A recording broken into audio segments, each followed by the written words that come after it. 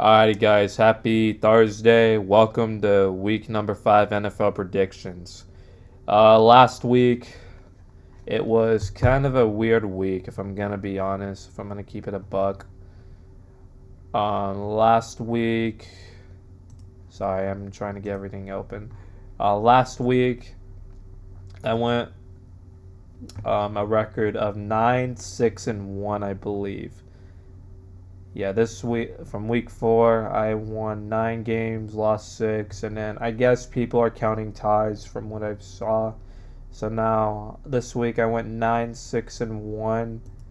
Meanwhile, now my record, which brings it to 38-25-1 on the season. So yeah, it was a pretty crazy week of football. But yeah, now we're gonna get started right away with week number 5. Correct my language. I'm sorry about that. But here are your announcers.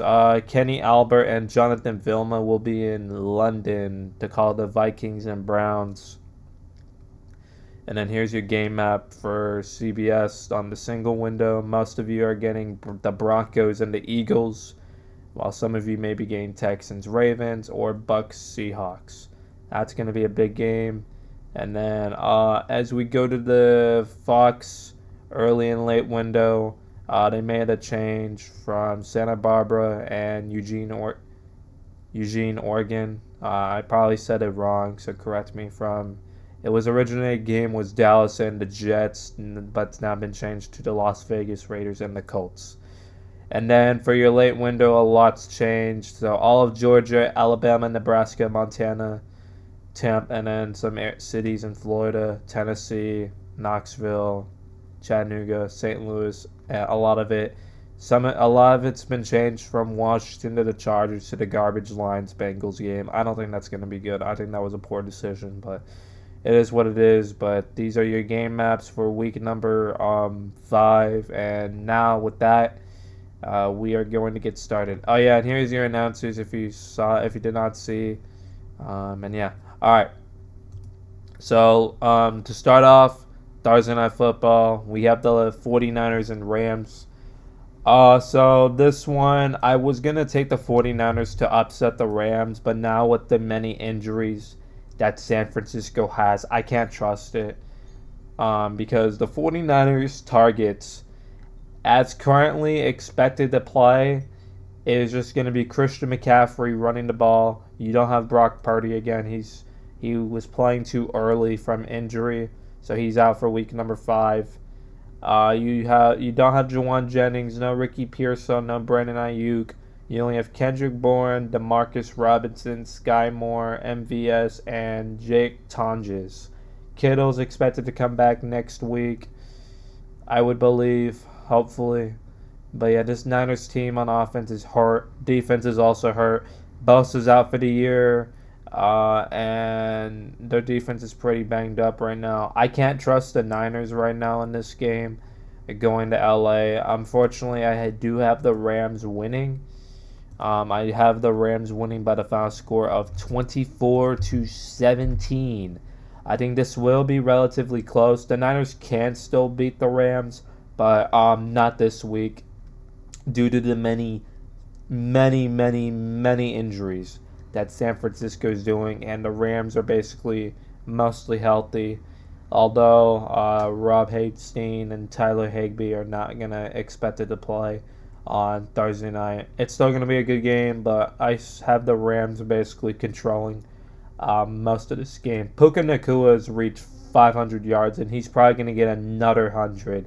He's on track to break 2,000 yards, over 2,000, which is insane for a third-year wide receiver. Really insane.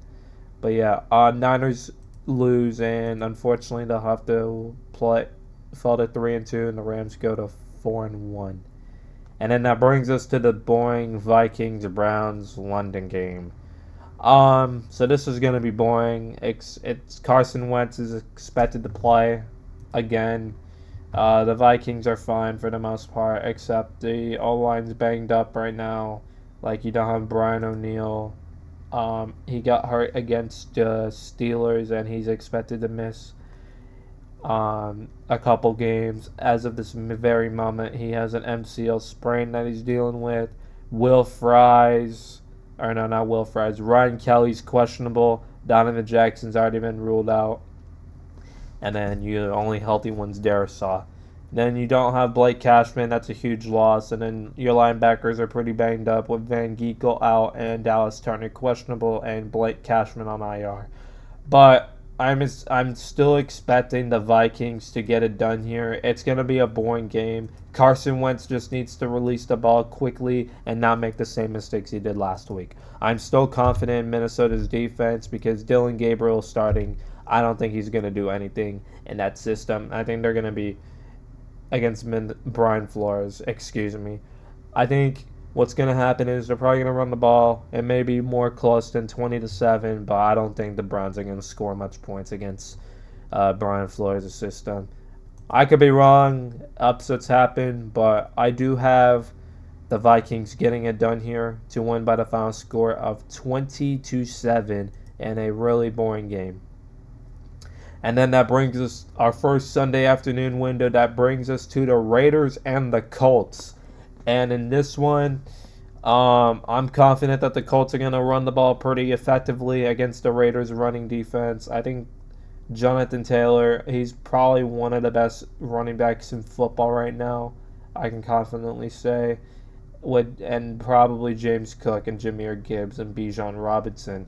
But Jonathan Taylor has been playing really good football the first month, and I expect him to continue to do so.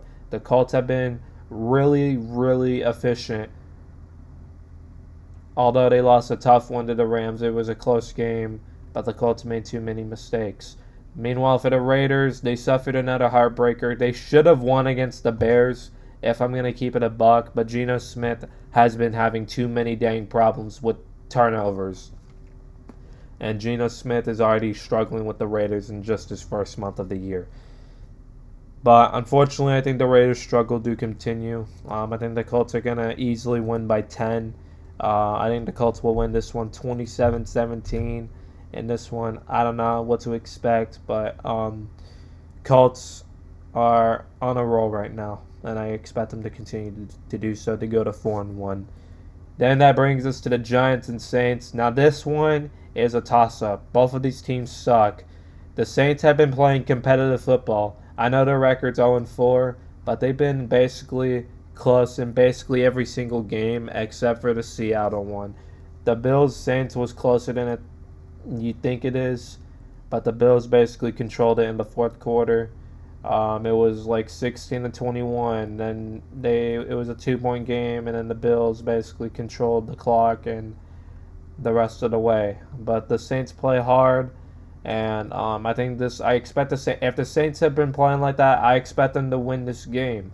But I do trust the Giants more in this one. I think it's going to be another close game. It could be very interesting.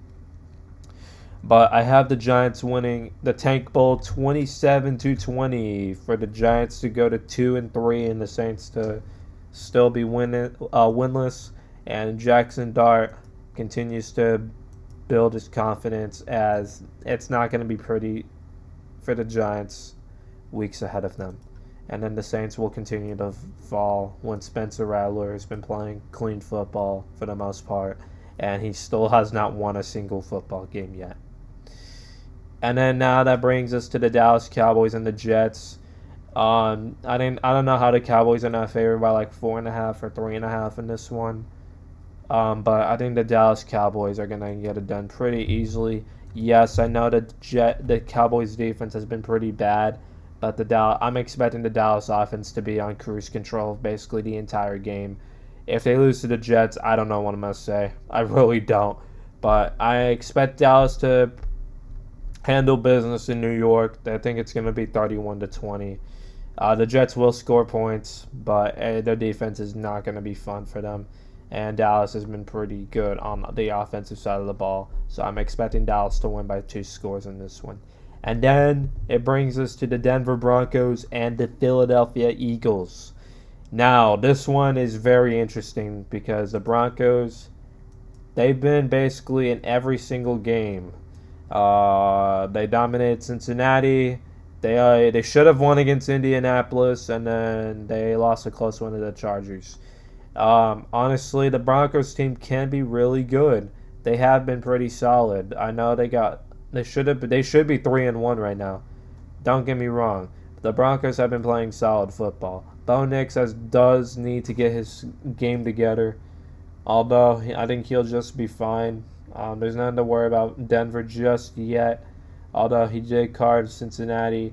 He didn't play the best game against Tennessee. He played solid football against the Colts defense, which was really interesting. And then the Chargers, he had a bit of issues. But I think we see an upset here. I like the Broncos in this one. The Eagles have not been playing their best football. I know they beat the Cowboys. They beat some good teams. They came back against the Rams. They almost choked against Tampa Bay. They've been slipping a bit. The offensive play calling has not been perfect. It's been kind of funky a bit. But I like Denver in this one. I know the Eagles are favored by like 4.5, 3.5. They're favored by 3.5. But honestly, I could see Denver upsetting the Eagles in this one. I like how Denver's been playing, and I expect them to continue to play like that. I do have it being a little more less scoring. I think it's going to be a good game, back and forth from defenses and the offenses. I think all sides of the ball are going to play pretty efficient. But I do have Denver coming away with a big win on the road to defeat Philadelphia by the final score of 23-20, and the Eagles will fall their first loss of the season if that stands. And then that brings us to the Dolphins and Eagles. These two teams desperately need a win. The Dolphins lose Tyreek Hill for the season, and the Panthers have been a mess. I'm expecting us to beat the Dolphins. The Dolphins are not that good. They've been dysfunctional. I know they scored 27 points against the Jets, but the Dolphins have not been a good football team. I know they were close with the Bills, but they have still allowed 30 points. All their losses have allowed 30 points. So the Dolphins need to get it done. They do need to get it together. I do have the Panthers coming up with a victory. I think we are going to beat the Dolphins. If we can't defeat the Dolphins, then I don't know what I'm going to say. I know the Dolphins have an offensive playmaker, but their defense actually sucks. If the Panthers' offense can get things going, we're going to be just fine, at least for this week. Because Tyreek Hill's done for the year. They just have Tua, Devon Achane, and Jalen Waddle. Their offense took a hit. Darren Waller could be out. We don't know yet. The defense is not good at all. It's not that great. Their secondary is bad except for Minkah Fitzpatrick. I don't like their cornerback room. Other than that, the Dolphins' defense does not look promising to me. But I think this is unfortunately going to be a close game. I think we do get it done here, 24-17. But if the Panthers can't get this one, unfortunately, my team's going to have some huge problems. Like, there's going to need some questions, and we're going to need to make changes, I think, soon. But the Panthers need to get it together. I think we'll win this one, and then we have a test next week against Dallas. We just need to take care of business this week and get ready for Dallas. And then that brings us to Houston and Baltimore. This game was going to be kind of interesting before the season started. But now the Texans are kind of iffy right now. They're sitting at 1-3. They've been struggling. And then the Ravens are also sitting at 1-3 with pretty injured in week 4 as the Ravens are banged up. They're expected to have no Lamar. Their defense is banged up really bad. Like, really, really bad. Like, Kyle Hamilton's hurt right now. He's questionable for Sunday. Chidobe Awuzie, questionable for Sunday. Marlon Humphrey's doubtful. Kyle Hamilton, questionable. Nate Wiggins, questionable. Kyle Van Noy, questionable. Roquan Smith is expected to miss a lot of time, 4 to 6 weeks. He's doubtful for this week.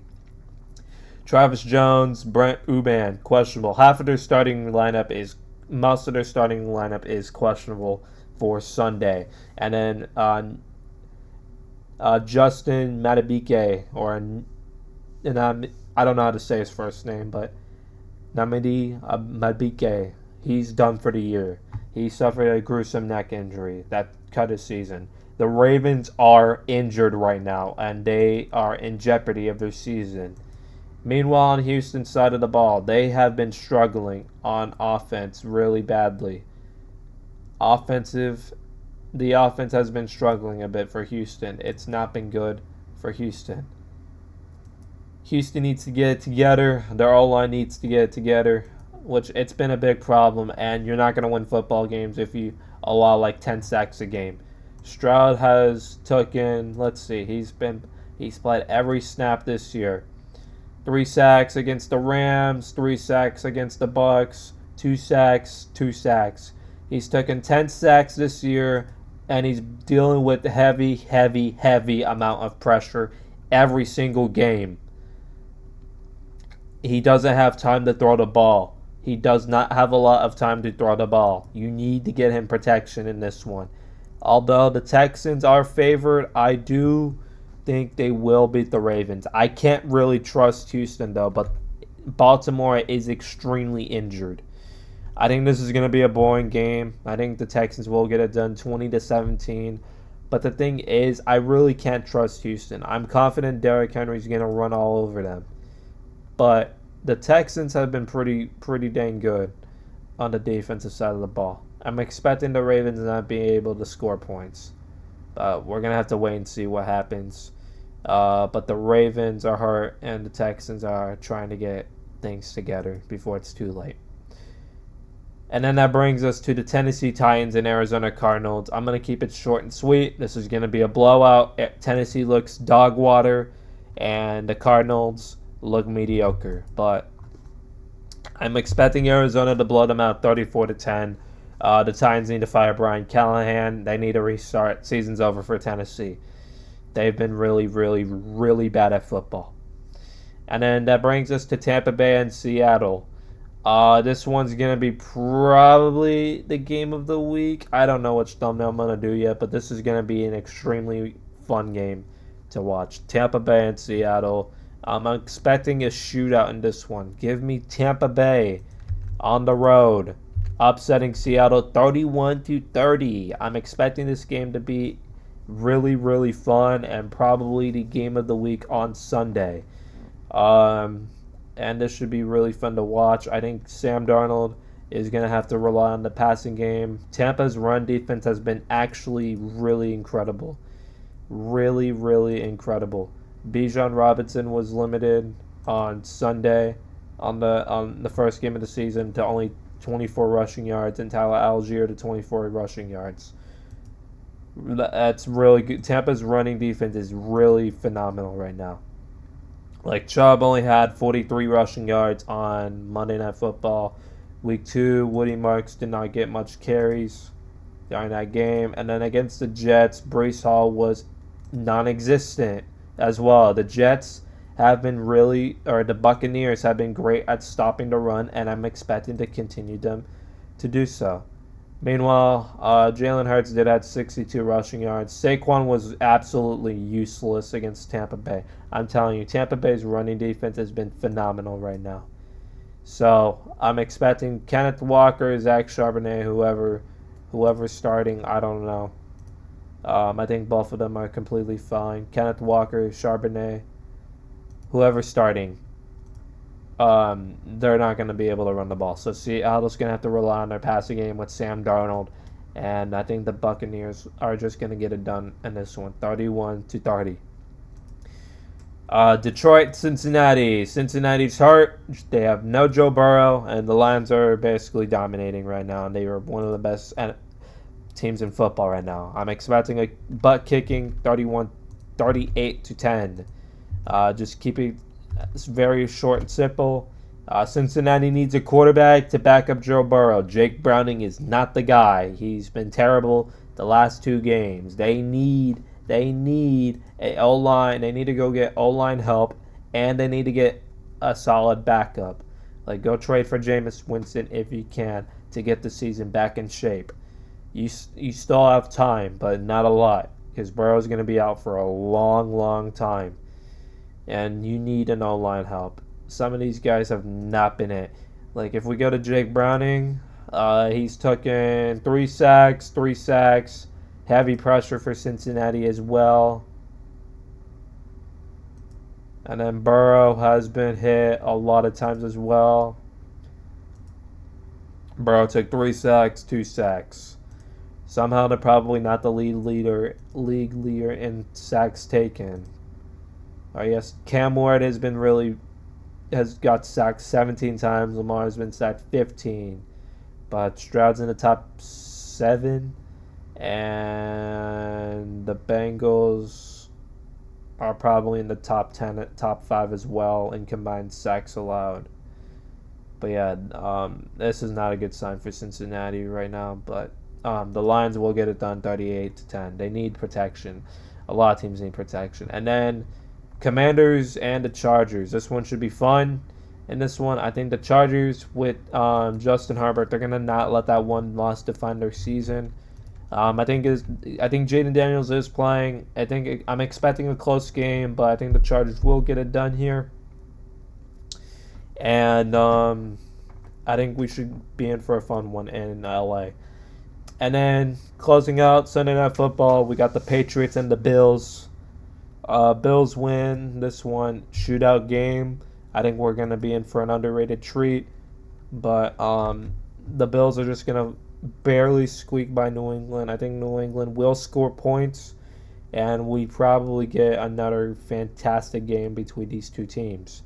I'm expecting Buffalo to do their business. And the Bills have scored like at least 30 points in every single game so far with the W. The Bills scored 40, 30, 31, 31. So the Bills' offense has been just fine. Defense needs to get it together. But Bills get it done 30-27. And then our last game of the week, Chiefs and Jaguars. Chiefs are back. I think they win 31-16. Jacksonville is not looking that great right now. I know they have a 3-1 record, but I think they're the pretenders. If I'm gonna keep it real, I think they're pretenders right now. But yeah, that's it. I hope you guys have a great week. Be safe, and I will see you guys for week number 6.